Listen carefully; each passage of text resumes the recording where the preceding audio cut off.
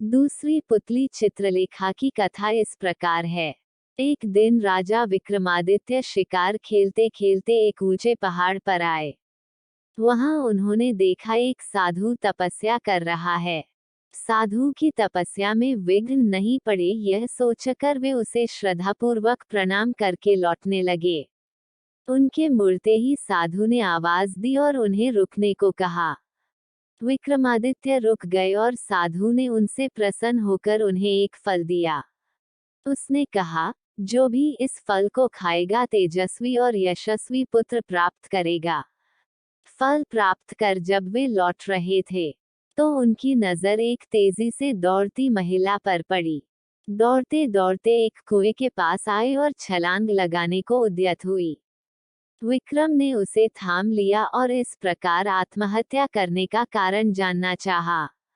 महिला ने बताया कि उसकी कई लड़कियां हैं पर पुत्र एक भी नहीं।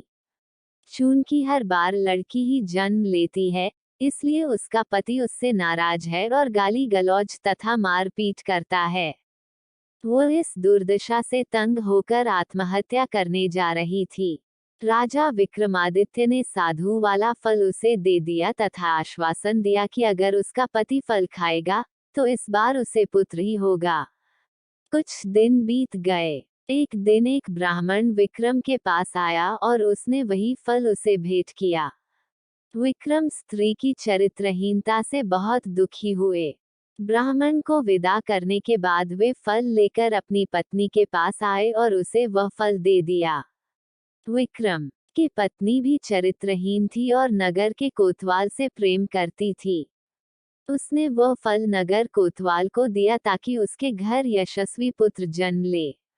नगर कोतवाल एक वेश्या के प्रेम में पागल था और उसने वह फल उस वेश्या को दे दिया।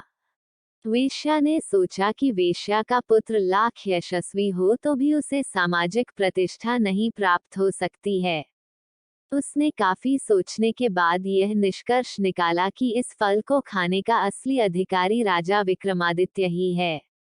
उसका पुत्र उसी की तरह योग्य और सामर्थ्यवान होगा तो प्रजा की देखरेख अच्छी तरह होगी और सभी खुश रहेंगे। यही सोचकर उसने विक्रमादित्य को वह फल भेंट कर दिया। फल को देखकर विक्रमादित्य ठगे से रह गए। उन्होंने पड़ताल कराई तो नगर कोतवाल और रानी के अवैध संबंध का पता चल गया।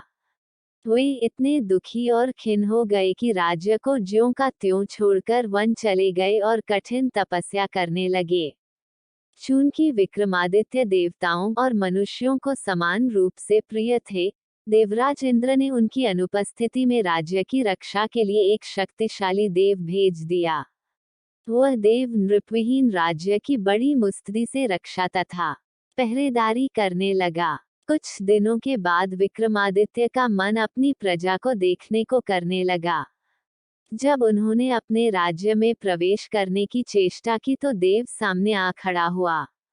उसे अपनी वास्तविक पहचान देने के लिए विक्रम ने उससे युद्ध किया और पराजित किया। पराजित देव मान गया कि उसे हराने वाले विक्रमादित्य ही हैं और उसने उन्हें बताया कि उनका एक पिछले जन्म का शत्रु यहाँ आ पहुंचा है और सिद्धि कर रहा है। वह उन्हें खत्म करने का हर संभव प्रयास करेगा। यदि विक्रम ने उसका वध कर दिया तो लंबे समय तक वे निर्विघ्न राज्य करेंगे। योगी के बारे में सब कुछ बताकर उस देव ने राजा से अनुमति ली और चला गया। विक्रम की चरित्रहीन पत्नी तब तक ग्लानि से विष खाकर मर चुकी थी। विक्रम ने आकर अपना राजपाट संभाल लिया और राज्य का सभी काम सुचारुपूर्वक चलने लगा। कुछ दिनों के बाद उनके दरबार में वह योगी आ पहुंचा। उसने विक्रम को एक ऐसा फल दिया जिसे काटने पर एक कीमती लाल निकला। पारितोषिक के बदले उसने विक्रम से उनकी सहायता की कामना की। विक्रम सहर्ष तैयार हो गए और उसके साथ चल पड़े। वे दोनों शमशान पहुंचे तो योगी ने बताया कि एक पेड़ पर बेताल लटक रहा है और एक सिद्धि के लिए उसे बेताल की आवश्यकता है। उसने विक्रम से अनुरोध किया कि वे बेताल को उतार कर उसके पास ले आएं। विक्रम उस पेड़ से बेताल को उतार कर कंधे पर लादकर लाने की कोशिश करने लगे। बेताल बार बार उनकी असावधानी का फायदा उठाकर उड़ जाता और पेड़ पर लटक जाता। ऐसा 24 बार हुआ।